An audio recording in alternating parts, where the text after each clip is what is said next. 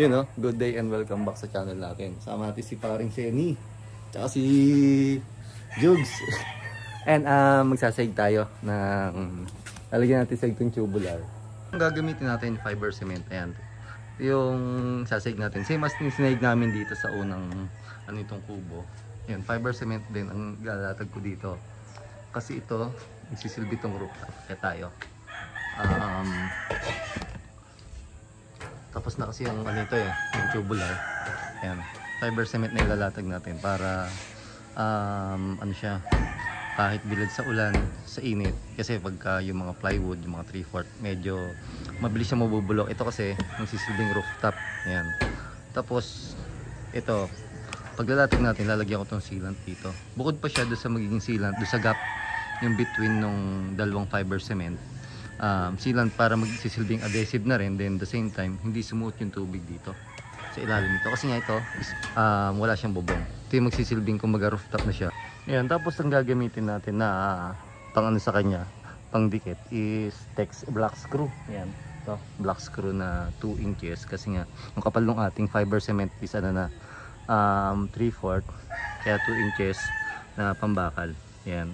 Tapos ito yung gagamitin ko na adhesive. Ayan, doon sa between nung bakal tsaka nung fiber cement para hindi pumasok yung tubig. Yun. Tapos yung gap niya hindi ko pagdidikitin, or yung edge ng dalawang fiber cement hindi ko pagdidikitin para pag maglalagay tayo ng pinakamasilya niya or sealant niya, may papasukan pa. Pakita ko sa inyo ito muna. Ayan, bago namin ilatag yung fiber cement, nilalagyan ko muna nito para hindi talaga makakapasok yung tubig or tutulo yung tubig sa ilalim.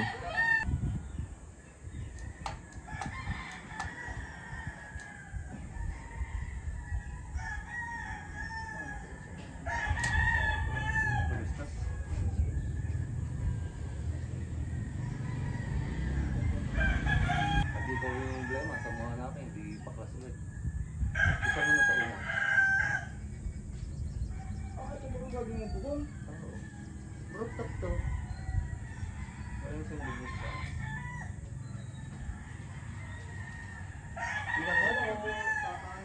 Anong fourth floor? Ano yan?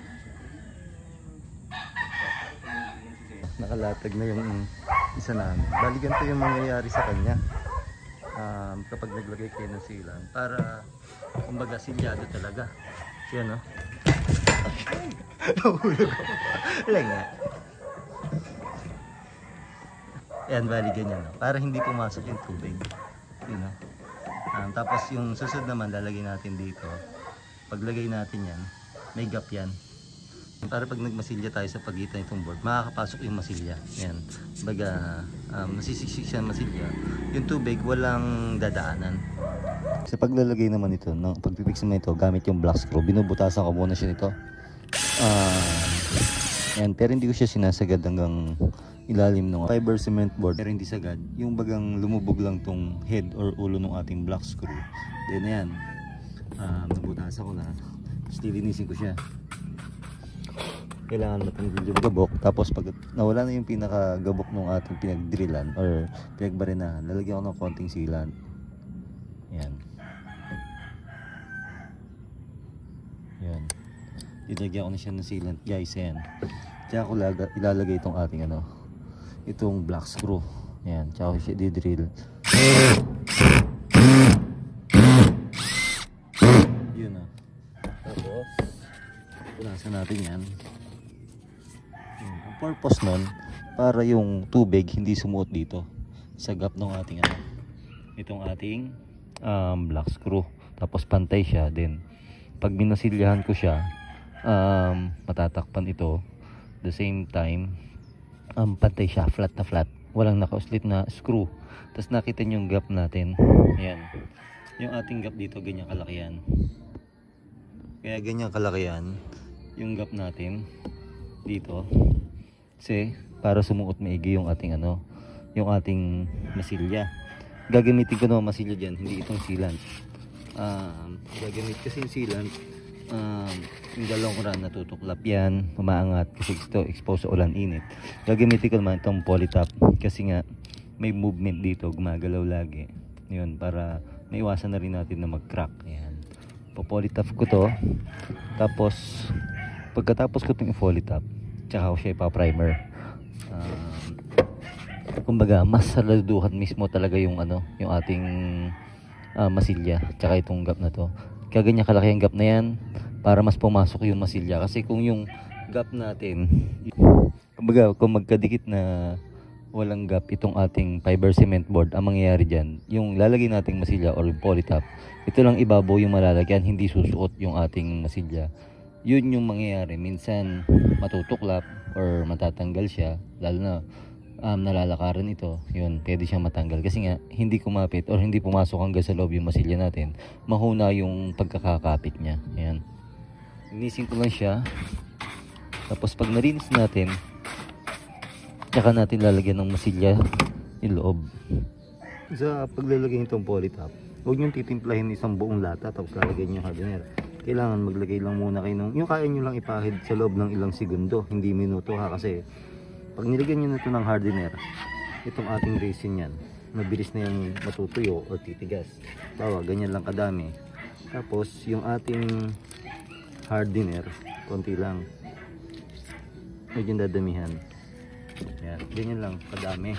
Tapos, hahaluin nyo yan. Yan. Hanggang sa humalo na yung hardener niya doon sa resin natin o doon sa ating mismong masilya. Yan.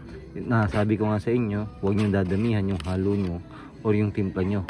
Kasi nga, ilang segundo lang, matigas na tong ating polytop. Yun.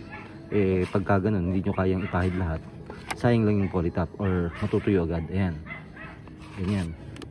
Tapos, lalagyan natin itong ito, after natin malinis yan, lalagyan natin yan.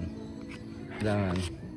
Yan, kaya nilakayan ko yung gap niya para siksik na siksik yung sealant niya or yung kanyang masilya. Sa ganun, yung tubig hindi makapasok. Maaksaya man sa masilya, pero sigurado tayo na yung ating masilya pumasok hanggang loob. Yan. Tapos lilihain ko yun ng konti para yun namang konting roughness or yung gaspang is mawala. Kasi hindi nyo naman maano yan na pagpahid yun ng ganyan, wala ng gaspang. Yan. Hanggang sa tapos lilihain natin pag matigas na or natuyo na yung ating masilya, tsaka natin lilihain, tapos tsaka natin lalagyan ng primer.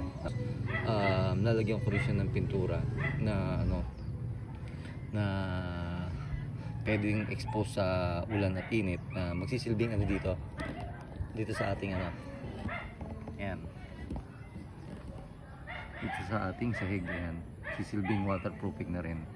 Bali halos na ilatag na namin lahat yung ating fiber cement board, pati dun sa canopy meron na rin. Yun, ayan, halos ganun lang yung ginagawa ko pag naglatag, kasi ito nga yan, ito expose sa sa araw tsaka sa ulan. Yun, kaya kailangan masilyado natin na walang tutulong tubig sa ilalim. Tapos hindi nyo pansin, may klebe yan guys, pababa yan pag ganon. May lang kasi pa rin tubig, umagos papunta doon. Ayan. Yun lang yung ginawa natin dito kung paano magkabit ng fiber cement board. Pinakita sa inyo pa paano ako magkabit para ito, kasi yun, nabanggit ko nga sa inyo, magiging siya, rooftop, wala siyang bubong, para maan natin maging waterproof baga, kasi dito sa ilalim, yan, baba tayo ng konti, dito sa ilalim niya yan, magsisilbing kitchen. Yun, para may iwas natin may tumulo dito sa mga edges ng ating fiber cement board o sa mga dugtungan niya. At the same time, hindi na rin mabasa yung bakal natin, tubular, hindi kalawangin. Yun, kumbaga mas iyaan natin yung yung preparasyon. Kailangan sigurado tayo, kasi ganyan yung mga edges niyan, bago ako magdagdag ng another fiber cement board, let's say isa ulit, yung pagitan niya meron ng sealant, tapos maglalagay pa tayo ng masilya. Yan. Tapos after natin masilyahan, primer ko siya, buo na para sarado yung yung ating masilya, mas matakpan ng primer. Then susunod, tsaka natin ilalagay naman yung yung ating waterproofing. Yun yung maging sahig natin yung waterproofing. Kumbaga, yun na lang yung i-maintain natin every year yung waterproofing na lang. Kasi yung preparasyon natin, yung masilya, tsaka itong mga sealant, is siya yung nasa loob mismo, nasa ilalim mo.